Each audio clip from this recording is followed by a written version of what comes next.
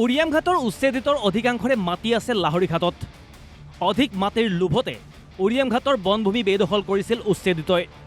বনভূমিত কেৱল ৭৫ বছৰ ধৰি বসতি কৰা জনজাতীয় খিলঞ্জীয়েহে বসতি কৰিব পাৰে। বেদখলমুক্ত ভূমিত হ'ব উদ্যোগ, কৃষি প্ৰকল্প। বিধানসভাত এই মন্তব্য সংসদীয় পৰিক্ৰমা মন্ত্ৰী পীযুষ হাজৰিকাৰ। বিধানসভাৰ বাজেট অধিৱেশনৰ অন্তিম দিনা ৩০১ নম্বৰ নিয়ম অনুসৰি পদ্ম হাজৰিকাই মন্ত্ৰীৰ দৃষ্টি আকৰ্ষণৰ বাবে উত্থাপন কৰা উচ্ছেদিতৰ স্থানত সংস্থাপিত হ'ব পাৰে খিলঞ্জীয়া বিষয়টোৰ সন্দৰ্ভত এইদৰে উত্তৰ দিয়ে মন্ত্ৰী পীযুষ হাজৰিকাই। খিলঞ্জীয়া ব্যক্তিয়ে ৭৫ বছৰ ধৰি যদি ফৰেষ্টত বসবাস কৰিছে তেওঁলোকে ফৰেষ্ট পট্টা পায়। বাকী কোনোৱে পোৱাৰ অধ্যক্ষ ডাঙৰীয়া যোগ্যতা নাই। কিন্তু তাৰ ওপৰত গৈ আমি দখল কৰিছোঁ। আৰু কোনে দখল কৰিছোঁ? যাৰ মাটি আছে। কিহৰ লগত? বেছি মাটিৰ লগত। লাহৰীঘাটৰ পৰা উৰিয়ামঘাট অধ্যক্ষ ডাঙৰীয়া ২০০ কিলোমিটাৰ।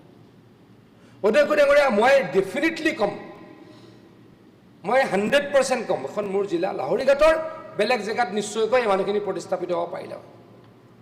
যদি কাৰোবাৰ গৰাখহনীয়া হৈছিলোঁ তাত ভিজিআৰ আছে, পিজিআৰ আছে। ভিজিআৰটো নোৱাৰি, তাত কেনেকৈ পাৰিলে ফৰেষ্টত? ইয়াত ভিজিআৰটো নাথাকে, তেওঁলোক তাত গৈ ফৰেষ্টত থাকে। এইটো কি কথা? ২০২১ চনৰ বিশ্বনাথৰ চৌকীঘাটত হৈছিল বৃহৎ ভূমিত উচ্ছেদ। উচ্ছেদিতই আক্ৰমণ কৰিছিল আৰক্ষী তথা ৰাজচক্ৰ বিষয়াক। সেই কঠোৰ প্ৰত্যাহ্বানকো নেওচি বিজেপি চৰকাৰে মুকলি কৰিছিল বৃহৎ ভূমি। গৰুসুতিটো কঠোৰ সংগ্ৰামৰ মাজেদি উচ্ছেদ কৰি মুক্ত কৰা হৈছিল বৃহৎ ভূমি। চৌকীঘাটত বৰ্তমান টাইলছ উদ্যোগ স্থাপন কৰা হ'ল। লগতে গৰুসুতিৰ বৃহৎ ভূমিত সংগঠিত ৰূপত কৃষি কৰ্মৰ বাবে সুযোগ কৰি দিয়া হ'ল খিলঞ্জীয়া যুৱক যুৱতীৰ বাবে। অন্য স্থানতো অবৈধ বেদখলকাৰীক উচ্ছেদ কৰি যাতে সংস্থাপনৰ বাবে খিলঞ্জীয়া যুৱক যুৱতীসকল বহিৰাজ্যলৈ যাব লগা নহয় তাৰ বাবে ব্যৱস্থা ল'বলৈ বিশেষভাৱে দৃষ্টি আকৰ্ষণ কৰে বিধায়ক পদ্ম হাজৰিকাই।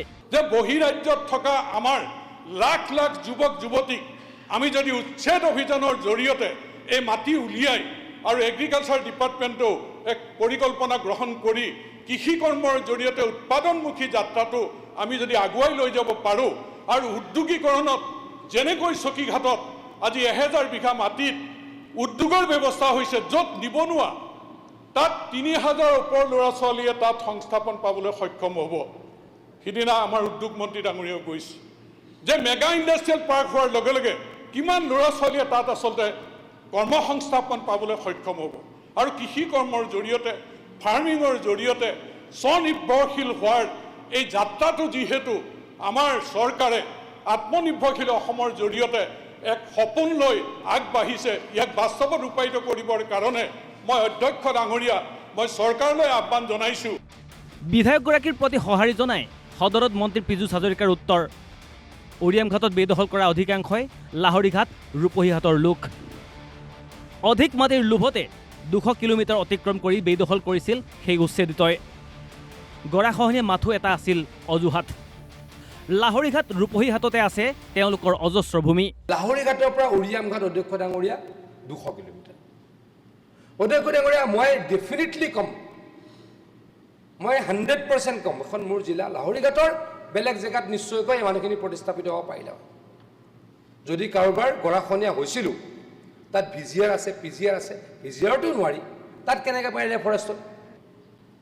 অধ্যক্ষ ডাঙৰীয়া মানে ইয়াতো মাটি লাগিব, তাতো মাটি লাগিব। প্ৰৱণতাটো এইটো, ইয়াতো মাটি লাগিব, তাতো মাটি লাগিব।